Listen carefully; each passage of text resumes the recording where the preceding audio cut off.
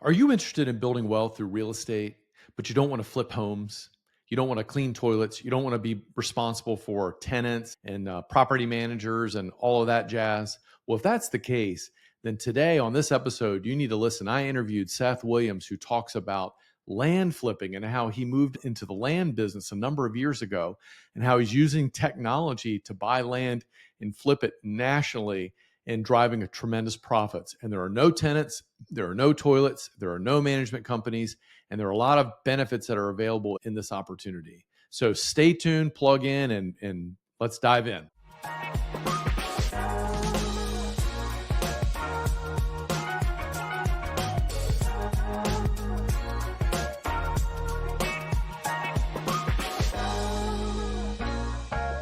Hey, welcome, listeners. Today, I have the distinct honor and privilege of having Seth Williams today on our show. He is the founder of RE Tipster, and he's an expert in land investment and land investing and self storage. And I really want to pick his brain today. I know a lot of you guys out there are really into multifamily and single family, doing a lot of that. But I get asked from time to time about land and all the time about self storage because it's nothing like owning a building and have people paying rent. You don't have to plunge toilets, right, every single month. So I want to dig into that as well. So, Seth, welcome to the show today. Hey, Paul. Good to be here. Thanks for having me. Yeah, absolutely, absolutely. So, just to kind of start off, and I want to talk, as we get through this about your business, RE Tipster, and what it is and why you got there. But tell us a little bit about how you got into the land world and became an expert there. Sure. Well, for me, I got into land. It was back in the 2009, I think was the first deal I ever bought.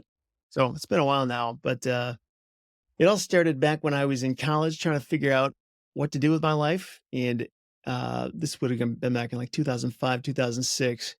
And I read the book Rich Dad, Poor Dad, as many as of us have, and kind of gave me this idea of real estate, like start buying houses and doing that kind of thing. So I spent a lot of time trying to buy houses that I could like use as rental properties or flip them. And I could not do it to save my life. Like I couldn't find deals anywhere. At the time, the market was pretty hot. Um, Yeah. and I just spent tons of time, you know, visiting houses and foreclosures and stuff, and nothing ever panned out. And honestly, like, even if it had panned out, I probably still would have screwed it up because I would have had to take out a loan. And I just, I don't know that I'm that skilled of a person to be able to go through a house flip and do it on time, on budget, without messing anything up. And so it was just kind of a difficult season where I knew I was trying to do real estate, but I couldn't put the pieces together, didn't know how to find the motivated sellers. And it was around 2008 when I discovered the land flipping business. And it was just a life changing thing. And it continues to be life changing to this day because not only did I learn how to find motivated sellers in the first place, which was a huge discovery, but also realizing that it doesn't have to be houses that I work with, it could be land. And when you can get Mhm. land cheap enough, you can make lots of money. And it's actually quite a bit easier than houses is because there's nobody living there. There's nothing that gets broken or stolen or destroyed. You don't really have to think about it. It just sits there and it behaves itself. And when I first heard about land, I thought, similar to what most people think, I was just like, what? Like, why would I do that? Mhm. Where's the cash flow? Like, I don't get it. And what I didn't understand was the fact that when you buy land or any asset for that matter, and when you know it's worth a certain amount, but you get it for way down here a lot cheaper, it's very hard to lose money on that. It's kind of like if you found a $50,000 car and if you could buy that thing for 10 or $15,000, it wouldn't be that hard to sell that thing, a few days or a few weeks later and make a lot of money on that. And you didn't have to do anything to it because it was already worth a lot more than you paid for it on the closing day. So it was really a matter of discovering how to find deals in the first place, but specifically land deals, and the fact that land was a much easier type of property to work with. And like on the due diligence side, like with a house, you have to like get in the house and inspect it and walk around it and smell all the smells and all that stuff. And with land, there is no house. So anything you need to know, you can find out remotely with Google Earth, with different software and services online. And most of the properties I buy these days are in states I've never been to, or I Mm. absolutely don't go and see them with my own eyes before I buy them. Because it's pretty easy to find somebody locally who can go and do that for me. And that's kind of the land business in a nutshell. I glossed over about 90% of the other details, but it's mainly just being able to buy a very simple type of property at a deeply discounted price and knowing how to find those motivated sellers. And when I started doing this, I started with very, very cheap stuff. I mean, my first lot was 331 bucks that I paid for it. And then I sold it for $1,900 a couple weeks later. And, those are not huge numbers, but when I did that and I realized I didn't need a realtor or an agent to do this for me, like I could do it all myself. I listed the thing and sold it on Craigslist. And what if I did a lot more of these or bigger versions of these? And that's kind of what I ended up doing in the following years. And um, it's awesome. And land is probably the thing that I know the most about. I've had the most success in that. So that it ends up being usually when I write stuff on RA Tips or make videos, it has something to do with land, but I try to explain it in such a way that it's relevant and applicable to other real estate niches as well. So Mhm. there you go. Mhm. Well, okay, wow, there's a lot to unpack there. Yeah. So, yeah, I was making some notes here thinking about it. So certainly the idea, I don't think anybody would argue if you could buy an asset low and sell it high, right? You know, the wisdom of the ages, right? Buy low, Yeah. sell high, works. The biggest question comes to mind is number one, how can you find a property that's so undervalued? B, what's your typical kind of hold time? What's involved? And if you can find a piece of property that's undervalued and then turn around and sell it, how come it's available? You know, and you use the term motivated seller. So they might all be sort of wrapped up in the same kind of question. Um, Yeah. um, Yeah. So in terms of how you find them, I mean, there's many different ways to do it. When I got started, what I was using was the delinquent tax list. So I went to my county in several different counties and got the mm, list from the treasurer or the tax collector of all the properties that are currently back due on their property taxes. And I found that a lot of those properties ended up being vacant land because with houses or any kind of a building, when you have a mortgage on it, usually the bank or the mortgage lender is going to force you to have an escrow account to pay off those mm, taxes. And with land, especially cheap residential lots, mortgage lenders want nothing to do with that. Unless you're planning to mm, improve that lot or build something on it, they won't lend you the money on it. Now, if it's right. like a much more expensive or a big lot, or if there's some way it makes income, that changes the discussion. But usually banks are not involved with those cheaper residential lots. And as a result, if people don't pay their taxes, it's very easy for them to either forget about it or, one way or another, there's not an escrow fund forcing that tax bill to be current. So um, that's one way to do it. You could also just skip that delinquent tax list altogether because it's kind of a pain to get and just download lists of vacant landowners. That's what most people do. That's usually what I do these days. It's just simpler. Mm, Um, yeah. and when you send out direct mail or what other people are doing now is like texting or cold calling or ringless voicemail, however you want to reach Mm, out to these people, you just say, hey, I see you own vacant land. I'm a land investor. I'm looking to buy land in your area. If you're interested in selling, give me a call. And when your list contains the right people, I don't mean to say that most people are going to respond with yes, because they won't, but you will certainly find a small segment that will respond and they're apathetic. Like they don't care about their property. Maybe they inherited it. Maybe they bought it 20 mhm, years ago and their plans changed. I mean, a lot of times it's out of sight, out of mind. Like the vacant lot is in a different county or state than the one that they live in. So they just don't see it. What they do see is a annoying tax bill every year that they don't really want to mm, pay. So it's just a right. matter of saying, hey, like you got a problem. I can eliminate that problem. I'll pay off your back due taxes if you have any, and you can sell to me for you know, this price. And that price is a big discount on its value. And we're never Mm, trying to hide this from people. We're not like trying to convince them it's worth less. We're just paying what we want to pay for, like what makes sense to me. And again, don't get me wrong, a lot of people say no, but some people say yes. And mhm, I think in the acquisition end, the real key is just to make sure you're doing your homework on the property and understanding what is the highest and best use for this property? What can be done with it? Because that has everything to do with what that property is worth and how fast it's going to sell. And also just working in markets where land is selling faster in the first place. So you don't have to push it so hard Mhm. to get these properties sold. That also helps a lot too. Um, but did I answer all your questions? Talking about how we find them. I think another thing is that, so when I first got into real estate, when I mentioned I've spent hundreds of hours wasting time not finding deals, the reason I was wasting so much time is because I was only looking for properties for sale on the MLS. And Mhm. by nature of the fact of when you put a for sale sign in your front yard, that means you have some idea of what it's worth and you care Right. about getting that number. Apathetic people don't put the for sale sign in their front yard. So, like, nobody even knows the deal exists unless you root it out and you find it by sending out this mail or reaching out to them, however you want to do that. And that was a huge, huge light bulb moment for me. Just realizing, I mean, I'm not limited to just the people that are trying to sell their property. I can actually talk to anyone if I want to, and you can. It's actually really easy when you know where to get these lists and how to start the conversation. Hmm.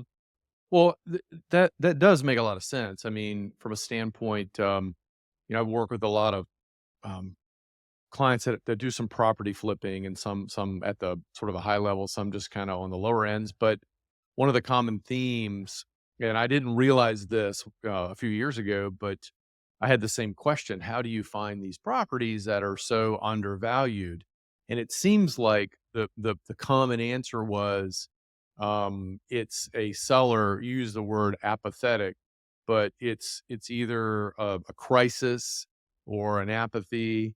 Someone inherited this property, and I've seen my brother do it many times, actually, that, someone, he has a very good network of people, and then someone inherits land, they die, and they're like, "Hey, we don't want this property," and, and their parents were really old, and they were hoarding or whatever, and it was a mess, and so he can go in there like, "Hey, I'm gonna clean this place out for you," Mhm. and because they don't wanna go through all the hassle of doing that. They just wanna get it off of their, off their plate, maybe get some money for it, or the divorce situation or whatever.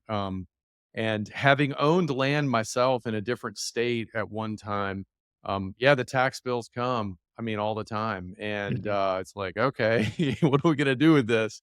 So it Yeah. seems like to me, maybe it's a timing thing as well, right? I mean, it's you could talk to the same person, over the course of 2 years, and, up front, they may not be interested because they have these plans that we're gonna do, but life happens to everybody. Plans change maybe, and now they're like, you hit them at the right place at the right time, and Yeah. an opportunity shows up. Yeah. Yeah, for sure. And so this is something, Seth, that you've done. You came out of college. I appreciate the fact that you said that you weren't good at the flipping thing, Yeah. because obviously it's one of these things that everyone thinks it's made to sound so easy. And of course, when you turn on HGTV, I always get a kick out of it because, they buy this $50,000 bungalow, and they decide they want to put a new mantel place, over the fire, and now it's worth $250,000. And I'm Yeah. like, wow, that's pretty good. Yeah. you Yeah. know, and it sells for a bit, over asking price. And of course, it's all in California. I'm like, all right, well, and of course, all the hosts and everything, there's lots of plastic surgery, and I'm like, okay, well, this is unreality TV, right? Yeah. Um, Yeah. having known a I think, lot again of people in the business, it's like, yeah, that's not reality. Go ahead. yeah. Well, that's interesting because I've actually had people reach out to me on a couple of occasions about trying to do a reality show for vacant land investing. And whenever they do, I kind of know where the conversation is going to go before we even started because I understand like the reason a land flipping show is so popular on something like I'm sorry, a house flipping show is popular on something like HGTV is because there's kind of a lot of drama and there's a lot of like Mhm. there's like a before and after reveal and all this stuff, and I find that stuff Yeah. really entertaining too. With land, that stuff isn't there. It's kind of a boring Mhm. business in a lot of ways, and there isn't that Mhm. drama, and that's a great thing for land investors. It doesn't make for a great TV show, and that's probably Right. why I don't think there's ever going to be one unless they find a really creative way to make it more dramatic than it really is. But you're talking to people that just don't care about their land, and the way I like to do deals is when I buy it, I don't do anything to it. So like I'm not changing anything. Mhm. It's just automatically worth more when I buy it. So it doesn't require a whole lot of sweat equity. You can do that if you Mhm. want. And sometimes In the past, I've changed the zoning before. I've built stuff on land before. Some people will do it's called brush hogging, where you basically like cut all the weeds and stuff out so you can actually see Mm, into the property. So you can do that kind of stuff. right. But usually, if the fundamentals are sound, if you just buy the right property in the first place, you shouldn't really have to do anything. So that's a great question. So what are the fundamentals? I mean, what are you looking for in land? Yeah.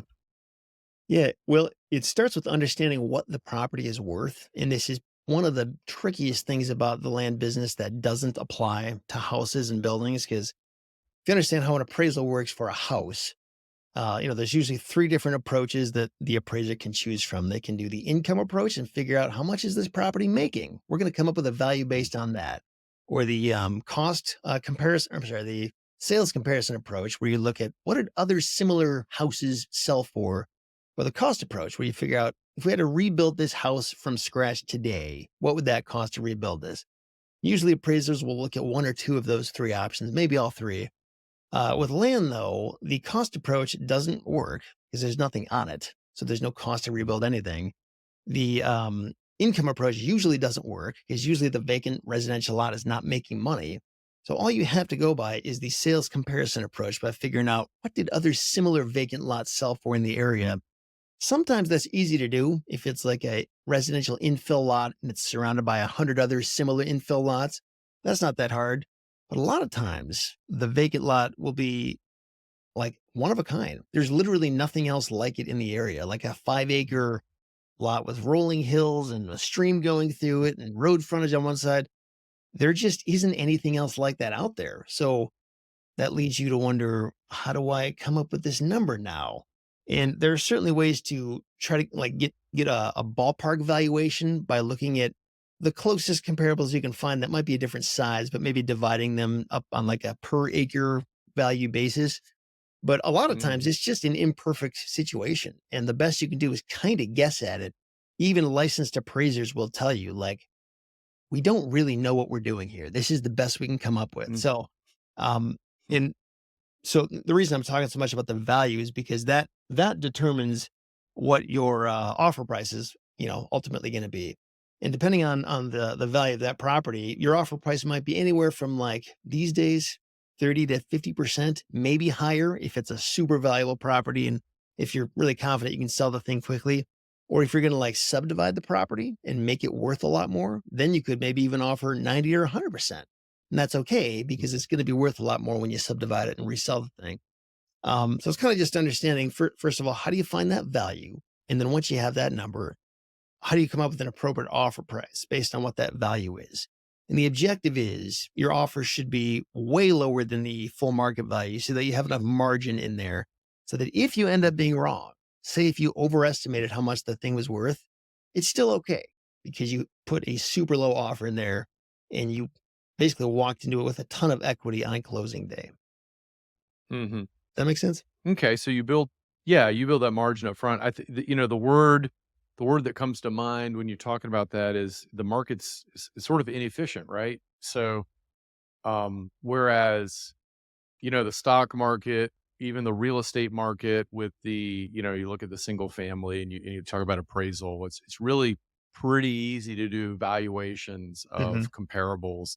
It becomes more difficult when you get out in more rural areas for some of the same reasons you're talking about, but the more efficient a market is, the easier it is for technology and big players to kind of come in and take the profit out, the Hmm. opportunity out, right? Yeah. But the more inefficient a market is, the more opportunity there is for the solo entrepreneur, right? Or the free agent to get in there and figure out how they can take advantage of that because it's not hard. It's not easy to do at scale. The big money would rather go somewhere else where it's easier to, not that you can't do it at scale, but you know what I mean? It's just Yeah. it's harder.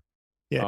I will Would you say, agree that that's yeah, I think historically that's definitely been true, and that's kind of where the opportunity lives. But I will say, I think the land market is about as efficient now as I've ever seen it. Like it is probably yeah. harder today than it ever has been to find these deals easily.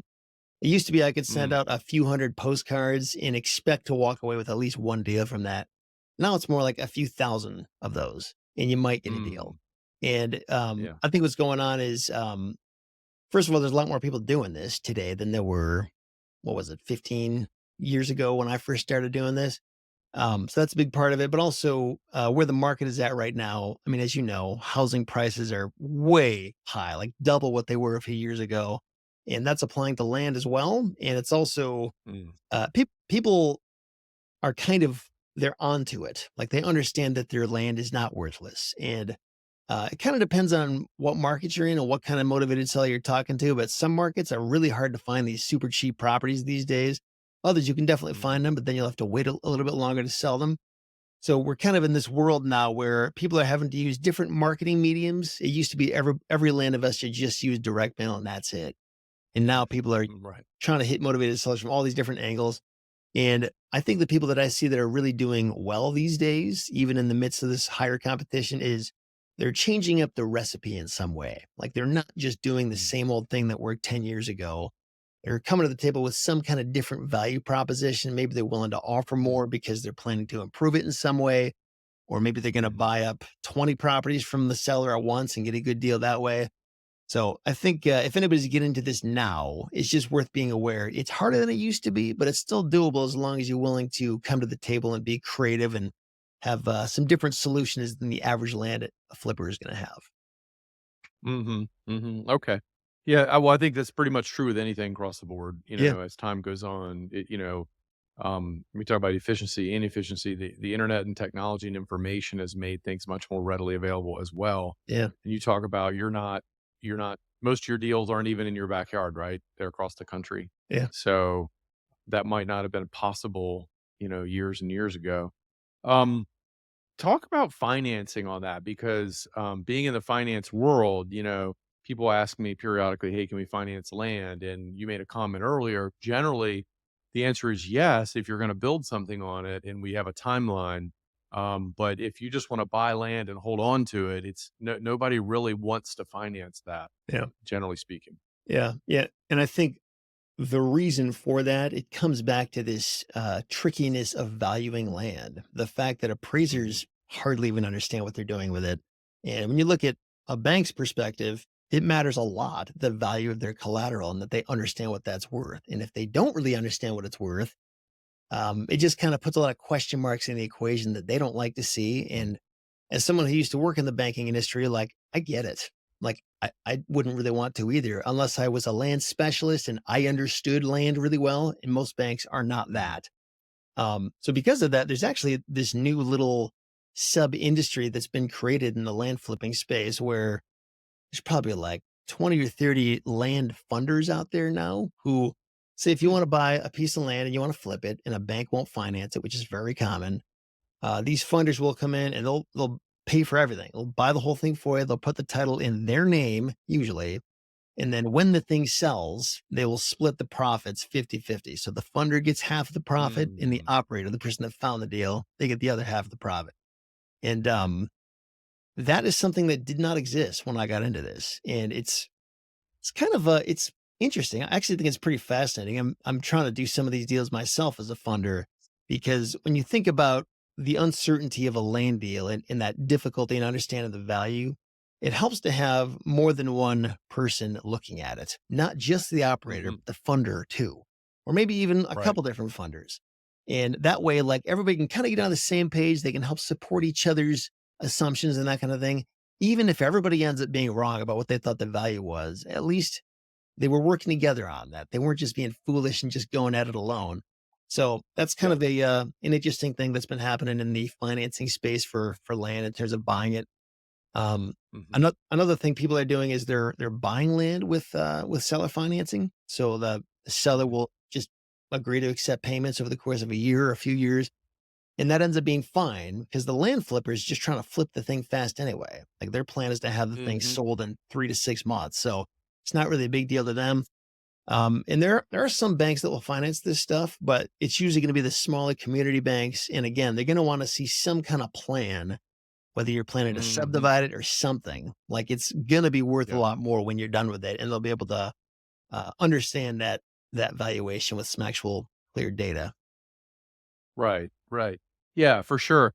I would imagine, that the seller financing option is probably fairly popular too, because if you have someone that owns land and you can find a buyer and they're paying you, you still have a lien on the land, right? Until it's sold essentially, right? And so you're getting cash flow. And if it's paid off, then you're getting free cash flow essentially. Yeah. So why wouldn't you? You Yeah. know, at the end of the day, Yeah. it's It's just sitting actually, out there in Albuquerque, New Mexico or something. yeah. I feel like it's actually a newer thing where people are buying with seller financing. What is not a new thing is when these land flippers will sell with seller financing. That's a very common strategy. It does introduce some complexities to your business if you go down that road, but if you're willing to deal with those complexities, it is a huge help in selling your properties faster because of this whole financing obstacle that most buyers are going to have. You can also make a lot more money over the long term by charging, 10% interest on each deal.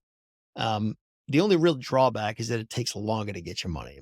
So, like, you got to Hmm. wait 3 to 5 years till the thing pays off, or maybe sell that note and then take a little haircut when you sell that. So, it's not like all unicorns and rainbows, but for some people, seller Hmm. financing is a huge deal when they sell their land because it's kind of like what allows them to uh, dispose of their land and make the money a lot faster than they otherwise would be able to if they're only selling for cash. If that makes sense. Yeah, yeah, absolutely. And the tax implications are different. So Yeah. there's some great opportunity there. The idea of these land funder groups is pretty interesting too. That somebody would be willing to partner 50-50. I do like the idea, particularly as you're learning in a space like that, to have a backstop and someone to say, "Well, I'm going to pony up half the money or all the money, basically, right? Mhm. So I'm going to make sure this deal, passes the sniff test." Because ultimately the one that's putting the money on the table is the one that's generally most interested in getting their Yeah. money back, as Yeah. Will Rogers said, right? For sure. So that's a pretty fascinating concept. Yeah. Okay. So what else? Is there anything else that we haven't really talked about around the land investing side? Technology. I mean, how are you using technology today differently maybe, or how would someone consider that? Yeah. Does that certainly that has, gives you an advantage that you didn't have 10 years ago. Sure. Yeah. So that's a huge question. We could talk about that for a long time. I will say just really quickly, if you ever want to see all the different technology that I use, if you go to retipster.com/resources, you'll basically Mm, see all the stuff I use for the most part. Some of it's free, some of it's paid, but there's a ton of tools out there that are super helpful. A lot of the stuff did not exist when I got started. One of them is called a Land ID. It's a very helpful research tool where you can look at any parcel of land of the country and get all kinds of information about it. Like, is it in a flood zone? Are the wetlands on or near it? Who owns the thing? Lots of information there. Even Google Earth is a hugely helpful free tool you can use. I've used that for a long time. Data tree. There's tons of different data services you can use to research these properties, figure out who owns them, when did they buy them, what did they pay for them, what's the size of the property, who's on title, do a title search through the service, all this stuff. Again, if you go to retipster.com/resources, you'll see all the stuff I use along with like explanations of why I use them and why they're helpful. Um, but yeah, I that's mean, great. technology is Yeah. a huge deal for a land investor because a lot of this is done remotely, all of it really, in my case. So like if that Mhm, technology isn't there, you're in trouble because you got to get these answers somehow. mhm, right. So, okay, so then a thought that comes to mind as well is, let's say you have a lot of our listeners own businesses right now, and so they have successful businesses, but they're looking to diversify, set up multiple streams of income, or invest in real estate. Is this something that you can do sort of on the side, or is this something Yeah. that requires, like, you got to be in this thing full time, particularly with today's world with the competition and that sort of thing? Yeah, I've actually always done this on the side. I've never done this full time. It's always been a part-time gig for me. When I started it, I basically just spent my nights and weekends doing this, and I was Hmm. able to make a full-time income more than my job was making just doing this on the side. And that's what a lot of people do, and that's where a lot of people start. And a lot of people stay there. Like they don't want this to be their life. They just kind of want Yeah. a way to pay for their kids' college on the side, or buy the new car, or pay off their loans, or whatever it might be. Um, but people that do want to take it full time, absolutely. I mean, those are the people that make millions a year doing this, and it's a very Hmm. full, active business. It's not passive at all, really. It's kind of like pedaling on the bike. If you don't keep pedaling, like the money's going to stop coming in. But yeah, certainly. I mean, if you want to make tons of money, that opportunity is there. Yeah, because you've got to continue the pipeline, right? With Yeah. you're up at the very top trying to start with all these potential properties and narrowing it down to candidates and then, offers Yeah. and then ultimately you have a portfolio you're selling, right? So you got to get that off the books to Hmm. recycle your money Yeah, or exactly. depending on how you're doing the money thing. Yeah. Yeah, no. Man, Seth, this has been great. Is there anything I haven't asked you about this? We're pretty much at the end of our time. I'm definitely gonna check out retipster.com/resources Sure. to dig in a little bit because it's fascinating. But is there anything else that we didn't cover? Yeah. I mean, if you're interested in learning more, I've got like a free read. It's kind of like a little free course, I guess. If you go to landflippinglifecycle.com, it'll forward you to a blog post I wrote that basically explains this whole business in a nutshell and includes links to a lot of other helpful resources on RA Tipster that will explain step by step how to actually implement each one of these things. If you're looking for an Hmm. actual like full blown A to Z course that shows you everything that I know, everything you need to know, that's at landinvestingmasterclass.com. The course that I came out with it back in 2015, and I continually keep it updated every year. I'm probably in there adding new content every month or so. And that's kind of like my baby. Like if somebody really wants to know this business, that's where I explain everything. And yeah, so I check those things out if you're interested. Otherwise, just retipster.com. There's a ton of free content there. You don't have to pay a cent for anything. Like I've put thousands of hours into putting the best information out there. So for sure, check that Awesome. out. That's great. Well, we appreciate that. It sounds like an amazing resource to dig in for someone who's interested in and looking at land as an alternative. It sounds like there's a lot of advantages to it in terms of again, it's kind of boring, kind of slow in a sense that, you don't have a lot of drama, Yeah. but a lot of us like that. Yeah. Predictability and boring is Yeah. is not a bad place to be Yeah. I love it. My at the end of favorite the thing. day. Yeah, awesome. We can get our excitement somewhere else, right? In Yep. life. Exactly. Beautiful. Well, man, thanks for being on the show today. I really appreciate it. I think it was super valuable and very different and interesting, something different than we've Yeah. we've had Awesome. No, before. I'm glad I could help. Thanks for having me on. It's great to talk to you. Hey, gang, just winding down here today. Thanks for listening to the show. And as always, if you need capital to grow your business, you're looking to purchase commercial real estate or build a building or invest in commercial real estate, or you're looking to acquire a business or a competitor or just need growth capital, we'd love to talk to you. We fund businesses all day long. Our mission is to help entrepreneurs win and to fund their businesses and fund their dreams so that they can make an impact in their community. Reach out to me today. Go to our website, click the button to schedule a 20-minute conversation, discovery call.